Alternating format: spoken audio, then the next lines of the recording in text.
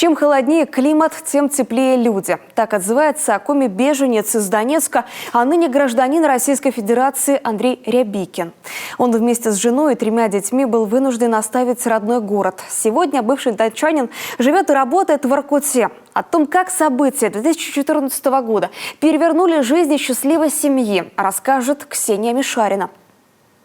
Андрей Рябикин родился в городе Дзержинске Донецкой области в семье шахтеров.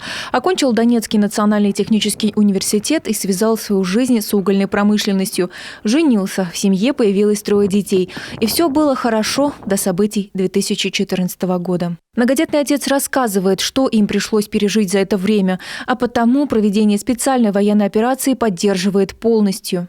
После освобождения городов Донбасса со стороны ВСУ начались очень сильные обстрелы.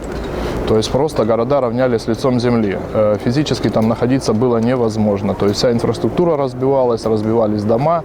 Причем это дома мирного населения. Политика такая, что если вы уже не Украина, то вы нам не нужны.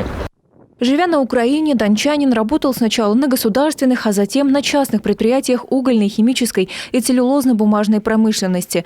С 2008 года занимал должность начальника отдела по труду.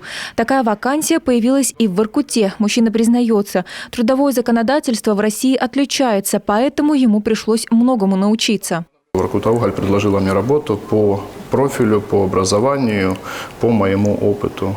И поступило предложение, даже не задумывались, собрали всей семьей. Жена, 3 деток, собрались, приехали сюда. Воркутауголь служебную квартиру выделила, опять-таки работа. Дети ходят в школу, в сады. То есть все отлично, все хорошо. Социальная защита, поддержка, все хорошо, все устраивает.